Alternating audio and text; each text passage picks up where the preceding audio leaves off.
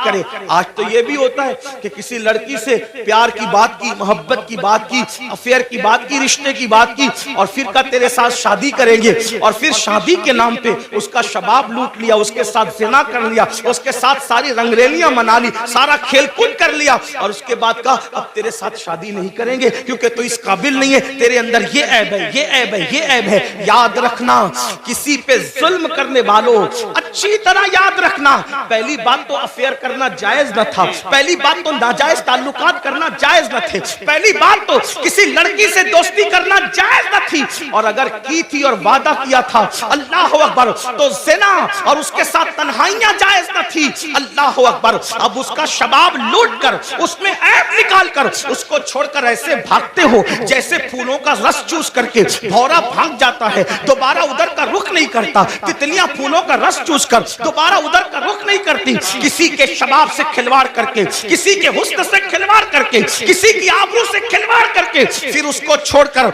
नए शिकार की तलाश में जाने वालों, जानबूझ करके किसी की आबरू के साथ सौदा करने वालों, सुनो, अल्लाह के हबीब अलैहिस्सलाम इरशाद फरमाते हैं, फकीह अबूल समरकंदी अपनी किताब में लिखते हैं कि अगर किसी ने किसी चिड़िया से भी खेलकर उसकी जिंदगी को खत्म किया होगा, किसी ने किसी चिड़िया की जिंदगी से खेला होगा, ना खाने की हाजत थी, ना शरई कोई मामला था, सिर्फ अपने नफ्स के लिए चिड़िया से खेला और उसको मार डाला, खेलते खेलते उसकी जिंदगी को खत्म कर दिया।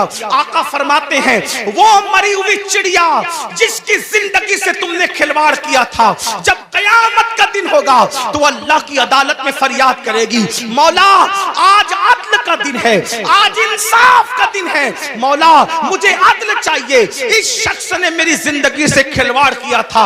आका फरमाते हैं, उस नन्ही सी चिड़िया की शिकायत बिजली की घन गरज की तरह होगी, जैसे बिजली कड़कती है वैसे नन्ही सी चिड़िया की आवाज में घन गरज होगी, और जिसकी शिकायत चिड़िया कर रही होगी उसका हाल ये होगा, वो पहाड़ों जैसी नेकियां लेकर आएगा। अल्लाह इरशाद फरमाएगा, आज अदल का दिन है, आज इंसाफ का दिन है, और फिर मेरा अल्लाह फरमाएगा, जिसने चिड़िया की जिंदगी से खिलवाड़ किया आज उसकी नेकियां नहीं देखी जाएगी, इसको मुंह के बल घसीटते हुए जहन्नम में डाल दिया जाए। आपसे पूछना चाहता हूं, नफ्स के पुजारियों से पूछना चाहता हूं, नफसानी ख्वाहिशात में डूबे हुए इंसानों से पूछना चाहता हूं, अगर किसी छटाक भर की चिड़िया की जिंदगी से खेला होगा तो पहाड़ों जैसी नेकियां रद्द हो जाएगी और इंसान जहन्नम का ईंधन बनेगा। जिसने लड़कियों की जिंदगी से खेला होगा, आबरू से खेला होगा, उसका अंजाम क्या होगा? अल्लाह के बंदो, ये दुनिया ही सब कुछ नहीं है, ये दुनिया की रंगरेलियां ही सब कुछ नहीं है, ये दुनिया के मजे और मस्ती सब कुछ नहीं है, ये दुनिया का ऐशो आराम सब कुछ नहीं है।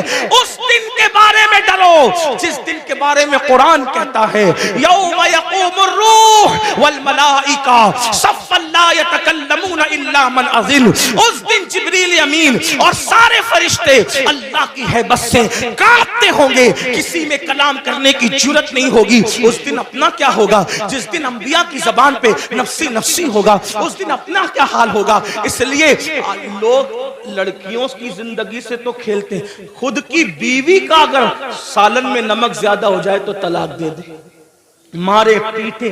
याद रखना, अच्छी तरह याद रखना, ये दुनिया है, यहाँ ऐश करने, आराम करने, जुल्म करने नहीं भेजा। कुरान कहता है, अल्लज़ी खलक़ल मौत वल हयात लियब्लुवकुम अय्युकुम अहसनु अमला, कि अल्लाह ने जिंदगी और मौत को इसलिए पैदा किया कि अल्लाह तुम्हें आजमाए कौन थोड़ी सी जिंदगी को पाकर अच्छा अमल करता है। उसके बाद अब ये आखिरी बात तक करूंगा, इसके बाद बात पूरी कर लेंगे, इसलिए कि वो 12 लोगों का जिक्र करने जाएंगे तो शायद रात के 3 बजेंगे, और मेरी आदत है इससे पहले कि लोग जिक्र इलाही से उकता जाए, हमें अपनी बात मुकम्मल करनी चाहिए।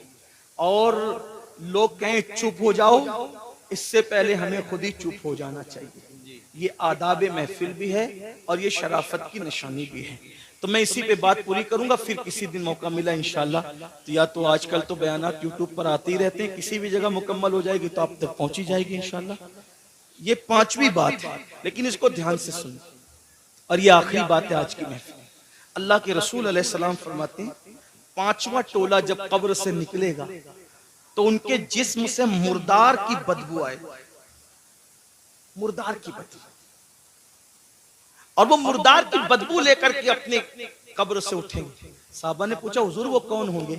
आका फरमाते वो लोग होंगे जो दुनिया में छुप छुप कर गुनाह करते, तन्हाई में गुनाह करते, पोशीदा तौर पे गुनाह करते, लोगों के सामने नेकियां और तन्हाई में गुनाह। ऐसे लोगों के लिए अल्लाह फरमाता है जो लोगों के सामने नेकी करके तन्हाई में गुनाह करें, मैं उनके साथ ऐलाने जंग करता हूं।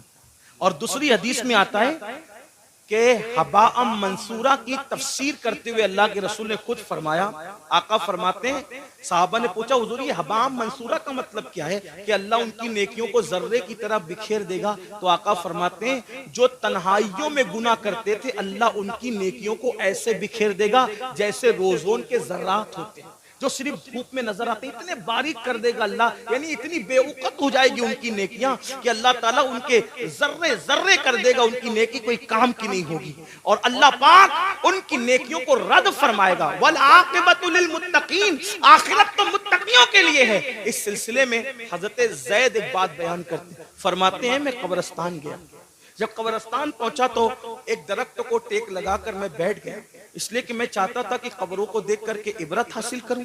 ऐसे मैं टेक लगा के बैठ गया तो मैंने क्या देखा, मेरी आंख लगी, आंख लगी तो दिल की आंखें बेदार हुई। मैंने ख्वाब देखा कि लोग अपनी अपनी कब्रों से उठ रहे हैं, किसी के उजले लिबास है, किसी के मैले लिबास है, कोई कैसा है कोई कैसा है। लेकिन एक शख्स को मैंने देखा जब वो उसकी कब्र से उठा, उसकी कब्र से, तो एक आसमान से आग की चैन जंजीर आई और उसके हलक में डाली गई, और वो उसके हलक से गुजरते हुए पेट, और पेट के बाद फिर नीचे के मकाम से वो जंजीर निकल गई, और वो चीख रहा था, चिल्ला रहा था, और चीखते चिल्लाते कहता था मुझ पर ये क्या अजाब हो रहा है? क्या मैं नमाज नहीं पढ़ता था? क्या मैं रोजा नहीं रखता था? क्या मैं रमजान शरीफ के रोजे नहीं रखता था? क्या मैंने हज नहीं किया था? क्या मैंने उम्रे नहीं किए थे? क्या मैंने सदका नहीं दिया था? क्या मैंने ज़कात नहीं दी थी? क्या मैं फलां नेक काम नहीं करता था?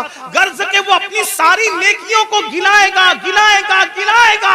इसका मतलब वो गुनहगार नहीं था, वो नेकोकार था, इसलिए वो वहां भी नेकियों को गिनाएगा। हजरत ज़ैद कहते हैं जब वो अपनी नेकियों को गिना रहा था तो गैब से आवाज आई, बंदे तू सारी नेकियां करता था, लेकिन जब तू अकेले में और तन्हाई में होता था तब तू गुनाह करता था, अल्लाह से नहीं डरता था। तो जिसने तन्हाई के अंदर गुनाह किया अल्लाह ने उसकी नेकियों को ज़ाय कर दिया। आपसे पूछता हूँ अल्लाह के बंदो, नरम नरम गद्दों पे लेटकर रात की तन्हाइयों में चार दीवारी में क्या देखते हो?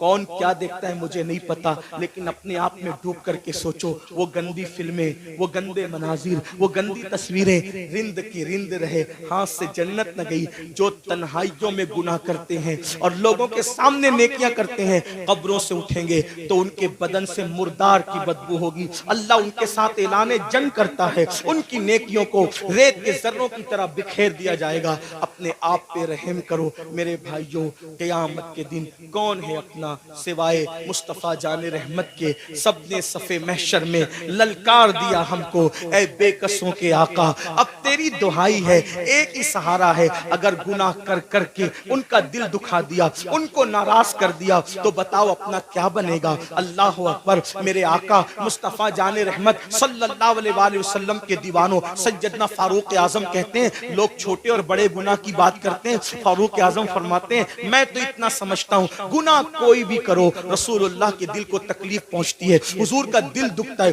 कोई गुनाह करो दिल हुजूर का दुखता है। अब आपको से पूछता हूँ, चेहरों से दाढ़ियां मुंडाकर गटरों में फेंकते हो, फारूक आजम कह रहे हैं आका का दिल दुखता है। गंदी फिल्में देखते हो, फारूक आजम कह रहे हैं आका का दिल दुखता है। किसी औरत पर बदनजरी करते हो, आका का दिल दुखता है। मस्जिदों को वीरान करते हो, आका का दिल दुखता है। नमाजों में सुस्ती करते हो, आका का दिल दुखता है। किसी मोमिन को गाली देते हो, आका का दिल दुखता है। इतना रसूलुल्लाह का दिल कब्र अनवर में दुखाओगे और उसके बाद मैदान महशर में जब शफाअत की भीख लेने के लिए उनकी बारगाह में पहुंचोगे, अल्लाह न करे अगर उन्होंने मुंह फेर लिया और मुंह फेर करके ये कहा ओ मुनाफिक झूठे, मुझसे इश्क का दावा करता था और मेरे दिल को छलनी छलनी करता था, मेरे दिल को दुखाता था, मेरे दिल को तकलीफ पहुंचाता था। बताओ भाइयों, जब सब ने ललकार दिया होगा तो उसी आमिना के लाल का सहारा होगा, मेरे आका अलैहिस्सलातु व तस्लीम की शफाअत होगी। अगर वो भी मुंह फेर ले, हालांकि उनके करम से ऐसी उम्मीद नहीं है, लेकिन उनकी मिजाज की नजाकत बेचैन भी करती है। हजरत जिगर मुरादाबादी ने कहा था कि इस उम्मत यासी से न मुंह फेर खुदाया, नाजुक है बहुत गैरत सुल्तान मदीना। मेरे आका की गैरत बहुत नाजुक है। कितनी नाजुक है इतना अंदाजा कर ले। एक बार उम्मुल मोमिनीन ने अपने घर के दीवारों पे पर्दे लटका दिए तो आका अलैहिस्सलाम ने चेहरा फेर करके ये फरमाया कि हम दीवारों को कपड़े नहीं पहनाते, महबूबाए महबूबे रब्बुल आलमीन अगर दीवारों पे पर्दे लटका दे तो वहां से गैरत की वजह से चेहरा फेर लिया जाता है। इतने जराइम करके, इतने बड़े मुजरिम बनके हुजूर के दरबार में खड़े रहेंगे, अल्लाह अकबर। अगर उनकी गैरत की नजाकत ने मुंह फेर लिया, कहां जाओगे, किसके पास जाओगे, किसके दरवाजे पे दस्तक दोगे? इसलिए आज उनको मनाओ, आज उनको राजी करो, आज उनकी बारगाह में माफी मांगो, उनके वसीले से अल्लाह की बारगाह में तौबा करो, ताकि दुनिया भी संवर जाए, आखिरत भी संवर जाए। अल्लाह पाक की बारगाह में दुआ है कि मेरा अल्लाह सबसे पहले मुझे और आप सबको अमल की तौफीक अता फरमाए। गुफ्तगू के दरमियान अगर कोई गलती हुई